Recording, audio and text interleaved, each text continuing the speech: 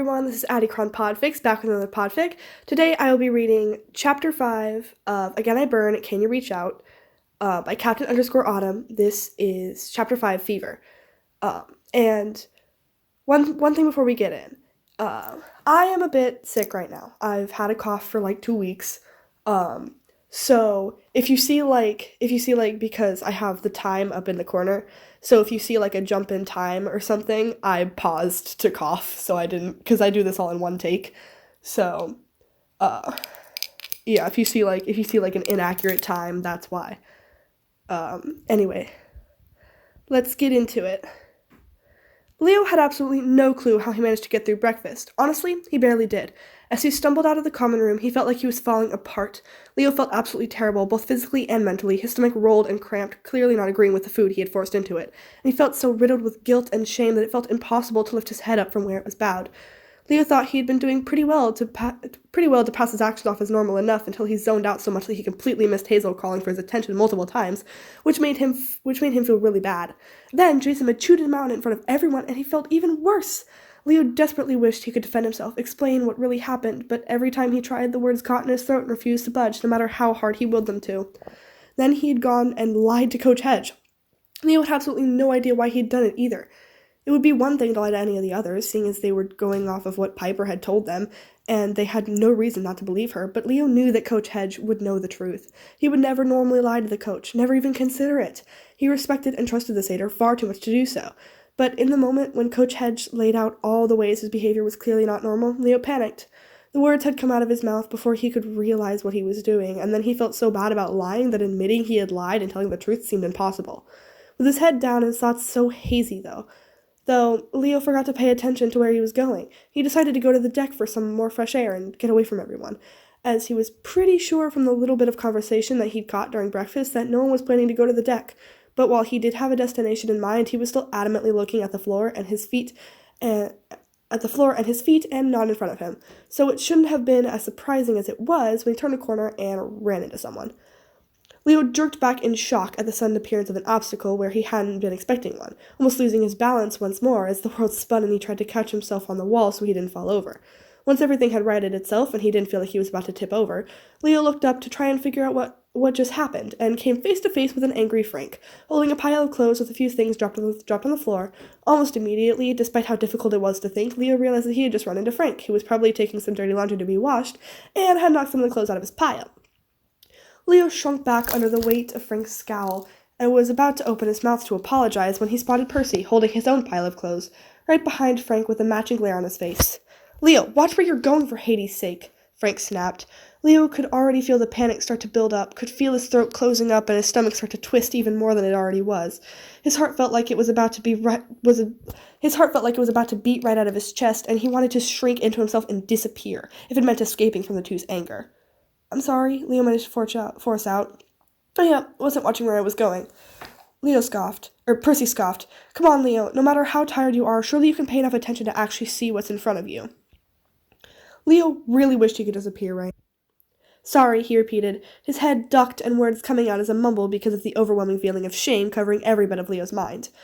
Leo reached down to try and pick up the clothes that fell to try and rectify at least part of his mistake, but Frank cut him off. "Don't bother picking him up," he said, annoyance still clear in his voice. "I don't want any oil or grease from your tinkering or whatever to get on them. It'd be a pain to get out, even if they're just about to be washed. The laundry is right around the corner anyways. I'll just come back and pick them up once I've put the rest down." Leo wanted to point out that he didn't have any oil or grease on his hands. He washed his hands before he ate and hadn't gone to the engine room yet to get any more on them. But once again the words refused to budge from his throat, so he just straightened up, muttered out another apology, and moved to the side so the two could walk past him.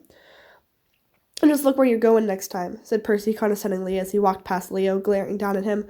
Leo had to fight to keep the tears at bay. After the two passed him and went into the laundry room, Leo scrubbed his hand over his face to wipe away any tears welling in the corners of his eyes, and kept going towards the deck, this time trying his hardest to watch where he was going. He was relieved when he made it up the stairs and out onto the deck without running into anyone else. No one else was on the deck either, and Leo sighed in relief. Leo decided to head towards the control deck, at the very least, so he'd have something to do, keeping a hand on the rail of the boat to keep him steady. The walk up had taken a surprising amount of energy, and now his legs felt even weaker than before.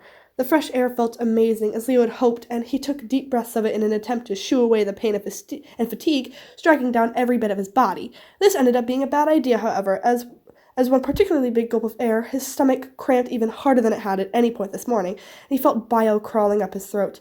He slapped a hand over his mouth, trying to swallow it or will it back down, but pretty soon it was clear that he wasn't going to be able to, so he leaned over the railing and threw up. Leo hated throwing up. The vomit burned in his throat, and the constant cramps in his stomach hurt, but also made it difficult to get a breath in. That difficulty breathing always made him panic slightly. He lost the fight against the tears, the pain and the panic overwhelming him until it was all he could feel. Eventually, he was able to catch his breath again, willing away the residual cramps of his stomach, trying to keep expelling something when everything had already been forced out. The tears hit him next before he could wipe them away. Everything just hurt so fucking much, and it was so overpowering that his brain couldn't keep up. All Leo wanted to do was curl up in a ball and sob, but he didn't want to do it right in the open where anyone could come across him and create a fuss. Somehow, even through the fog and pain blanketing his thoughts, he managed to stumble over to the control panel. His legs finally gave up on him, and he got there. His legs finally gave up on him when he got there. Leo was surprised they even lasted this long at all, and he sank down on the ground. He tucked himself into a corner between the control panel and the wall of the ship, bringing his knees up, wrapping his arms around them, and burying his face in his knees. He had lost the battle against keeping his tears back after he threw up, but he had still tried to stop the sobs until he was situated. The second he was, though, he couldn't keep them down anymore. They racked through his body, tears drenching his pants in seconds.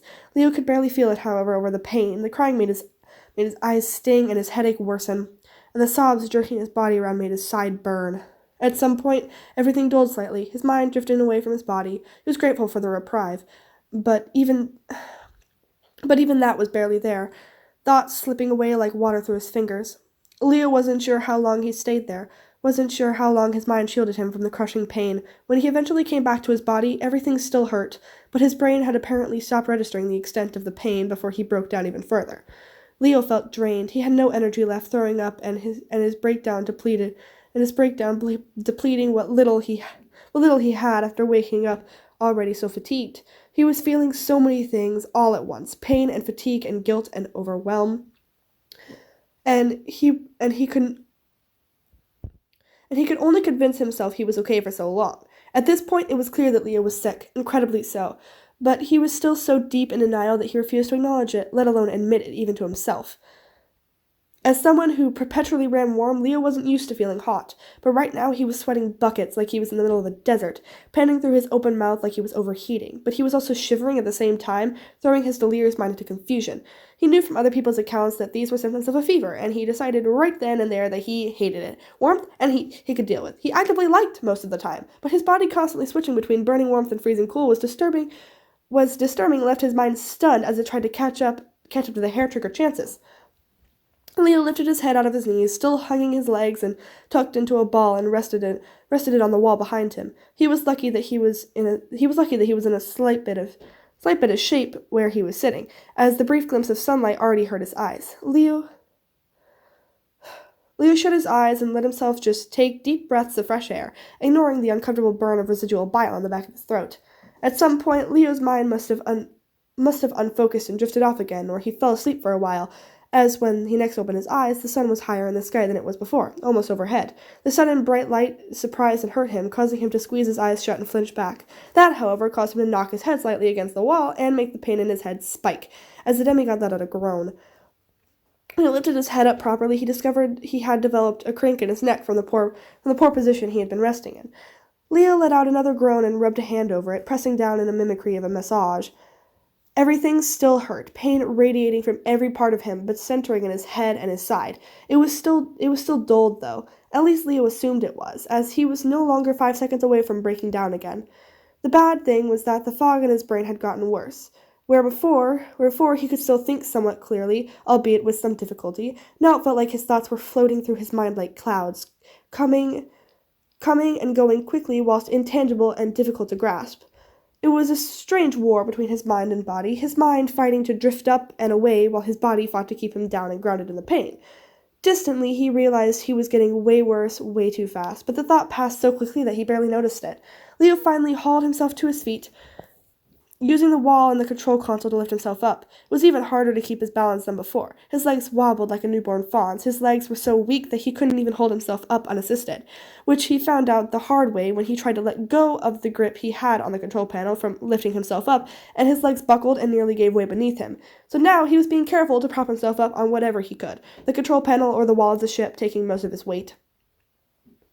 Leo's eyes scanned sluggishly over the control panel, trying to find something he could do to seem busy. When he spotted the half-empty water bottle, it felt like he had just found an oasis in the desert. As he lurched forward to grab it, he spent one mouthful rinsing his mouth out from the taste of vomit before gulping down the rest like a man dying of thirst. He supposed it was fair, as from what little he knew of the body's inner workings, throwing up, crying, and sweating lost a lot of liquid that his body was probably desperate to replenish. Throwing his head back so quickly to down the water wasn't a good idea, though. It seemed like Leo was making a lot of those recently. As when he righted his head again, he was hit with a wave of dizziness, forcing him to go from keeping himself upright with just a hand on the wall to pressing his whole upper body against it to stop himself from toppling over. He let out another groan as it passed, scrubbing a hand over his face. He felt absolutely disgusting in every way possible, but he forced himself not to dwell on it, and to let his mind wander into the fog again before it started to really bother him and he got worked up again. During a moment when he was feeling particularly warm, Leo even considered taking his shirt off temporarily, but immediately decided otherwise when he remembered the bandages around his waist, and that decision was reinforced when the heat was replaced by a wave of shivers that sent his entire body trembling and nearly knocked him off his feet once more. He ended up just grabbing the front of the control panel in front of the steering controls. Leo let his head hang slightly as it was taking far too much effort and energy to keep upright. He desperately wished that anyone who might come along and see him would just assume he was keeping an eye on everything and making sure it was working smoothly and would hopefully leave him be. Leo's grip on the control panel tightened so much without him even noticing that when he tried to let go for a second to try and see if he could keep his balance a little better, he couldn't force his fingers to let go. Instead, he just resigned himself to try and get through the rest of the day and let his mind drift off into nothingness again, desperate to escape the whirlwind of pain he was currently trapped in. Gleason's worry for Leo had only mounted as the hours passed. After the boy left the common room, Gleason went back to his room. He needed to think things over properly, but he didn't want to do it in the common room where anyone could walk in and need something from him or disturb his train of thought. As he plopped himself down into the armchair tucked to the side of his room, Gleason let out a deep sigh. He was used to worrying about demigods under his care. Sure, but they were usually under his care for only a couple weeks, a month at most, depending on how much time it took to get them to camp. Having to look after demigods for this long was exhausting at the best of times, considering it was also a good number of demigods, more than he was used to. Gleason had only ever transported a group of 3 demigods twice, and never more than that. At the same time, he had never been on a quest with demigods either. He had always been a protector, which involved finding demigods, hauling their asses back to camp while trying not to let them die, and then leaving them at camp and never seeing them again beyond a possible quick glimpse when he dropped off more demigods. Sure, Gleason had experience looking after kids somewhat, learned through trial and error from escorting demigods to camp and pretending to be a sports coach as a mortal disguise. But again, with the demigods, he usually wasn't with them long enough to really need to care about them beyond getting them to camp alive. Not so much about their mental state. Camp Half-Blood was more equipped for that than he ever could be, and with his disguise as sports coach, there also wasn't much expectation for him to be particularly good with kids and their behavior. All he was there for was teaching kids how to exercise, and his rough personality didn't particularly help kids to warm up to him all that much. Needless to say, Gleason was so fucking far out of his depths on this trip that it was almost funny. Well, funny in a way that Gleason was sure if he didn't laugh about it, he would scream. The satyr dropped his face into his hands, sighing again. It felt like the only thing he could do right now, other than let the thoughts spiral into anxiety and overthinking. Gleason needed a fucking break, even though he hated to admit it. He wasn't very hands-on with the demigods for the majority of this trip, if he was being honest, but that didn't mean he wasn't thinking about them and the outcome of this life-or-death quest at almost every waking moment, and it was driving him up the wall. So, despite that little bit of his brain yelling at him that it was a terrible idea and that he was being a terrible protector, Gleason made the executive decision that he would give himself time to decompress and unburden himself. Even just a couple hours. The concept of taking care of yourself before you can take care of others was something that he preached to as many demigods as he could, so it was about time that he followed his own advice for once. Gleason immediately went for his go-to method of relaxation, a game of football. Now his choice of de-stressor had been questioned more than once, and he would admit they were valid questions. You wouldn't expect a high-intensity football game that made adrenaline rush through the satyr's veins as he yelled at the screen to be particularly good at removing stress and would more likely and would be more likely to add to his stress instead. However, Gleason thrived off adrenaline. He had joked a couple times that it was almost like his lifehood, that any adrenaline rush, be it from watching a game of sports or fighting off a monster, made him feel like him. So, with no monsters around to fight, Gleason went with the less dangerous but more readily available method of putting on his favorite game of football. Whenever he could on this trip, he would try and use the cable so he could watch current games, but that wasn't an option while in the middle of the ocean, so like they currently were. So he had thought ahead and brought a couple recordings of some of his favorite games. Yes, he had seen them more times than he could count, and he knew the outcomes of the games, but that didn't matter to him. Rewatching sports games to him was like rewatching shows or movies, in the way that it was still enjoyable even if you knew how it was going to end. Gleason even decided to treat himself to a bowl of popcorn, making his way back to the common room and feeling much lighter than he did the last time he made the same trip. All his thoughts focused on the excitement of being about to watch something that brought him joy rather than anxiety and worry that had dragged his thoughts down before. He couldn't have stopped the grin that tugged at the corners of his lips as he waited for the popcorn to pop, even if he tried. On the way back to his room, Gleason almost had a skip in his step, and he was glad that he didn't run into any of the demigods lest they stop him and ask why he was so excited. As soon as he got into his room, he rushed to start the recording before practically throwing himself down onto his armchair, thankfully not spilling any of his popcorn.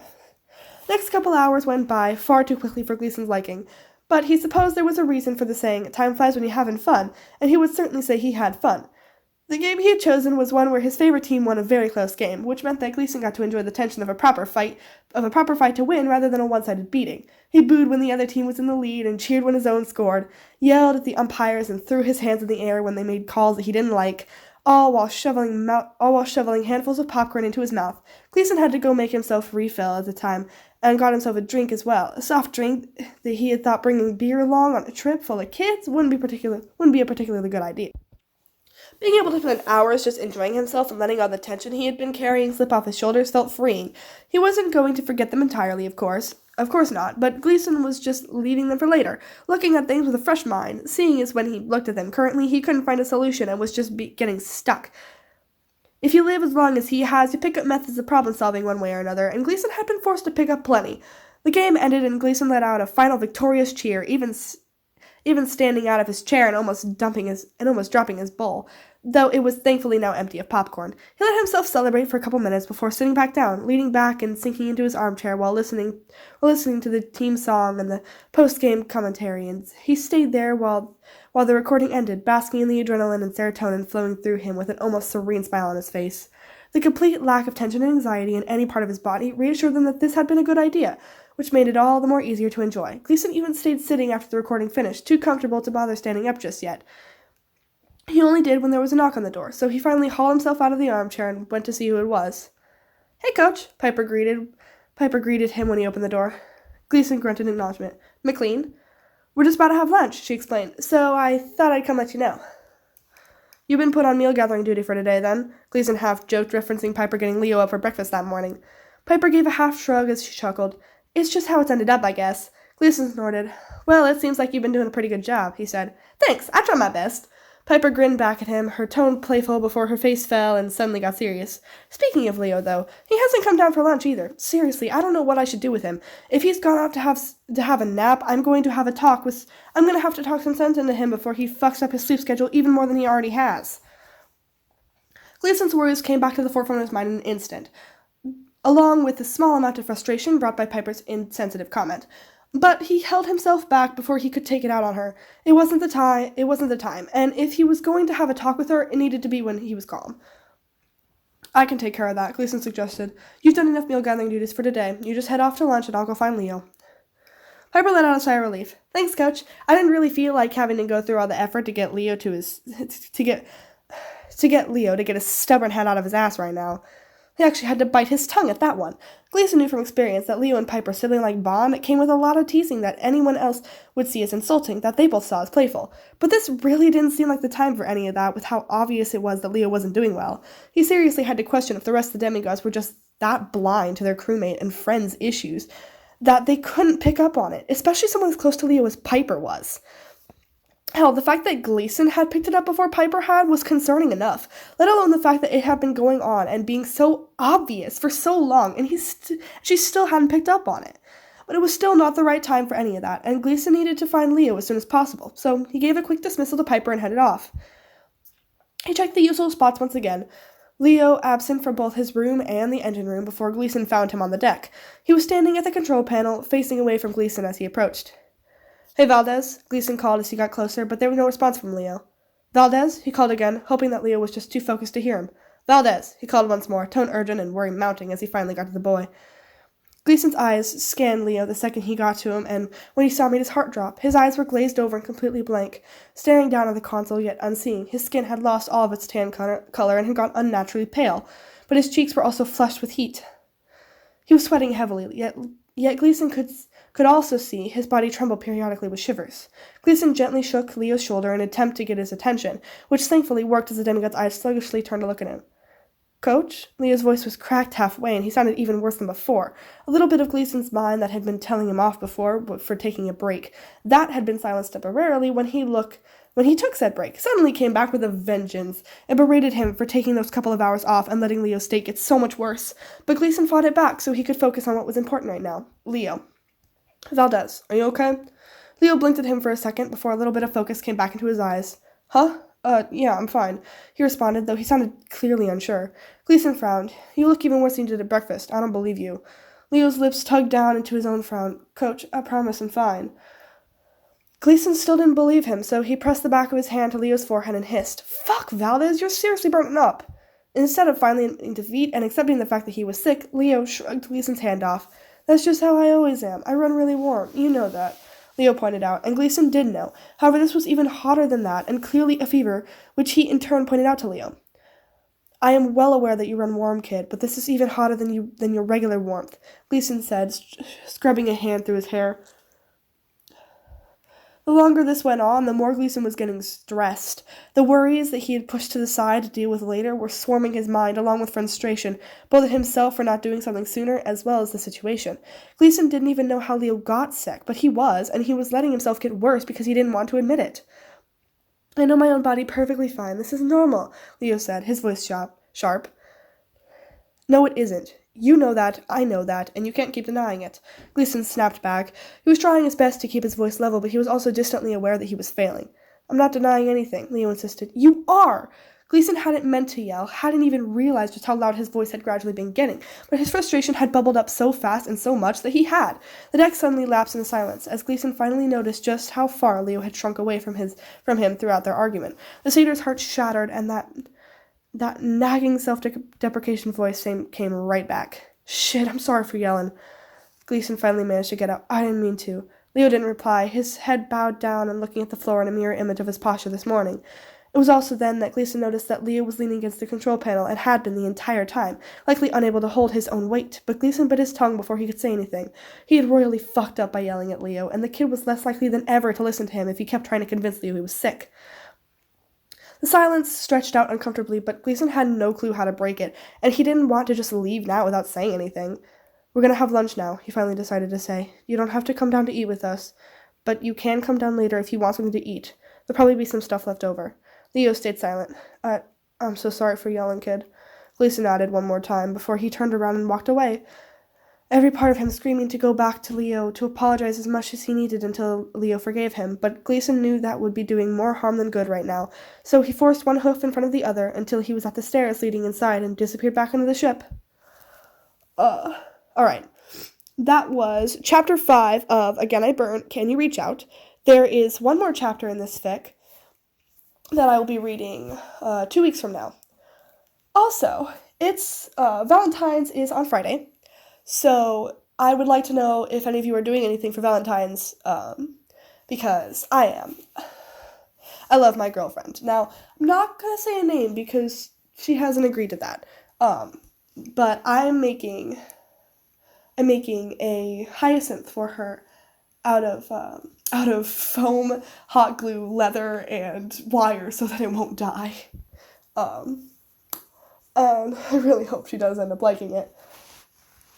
So, hope you guys all have a good week. And if you're doing anything for Valentine's, I hope you have a good Valentine's. Even if you're not doing anything for Valentine's can still be celebrated by yourself. It's called self-love. So, Yeah.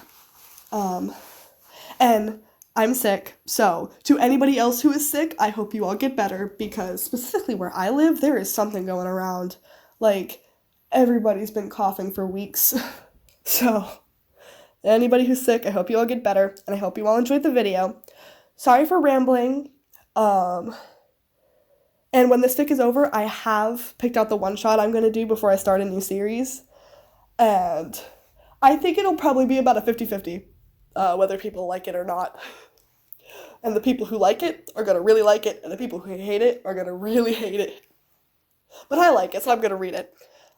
Anyway, sorry for rambling. I hope you all have a good night. I hope you all have a good night or day. I hope you all enjoy your Valentine's, whether it's by yourself or with somebody else. And goodbye.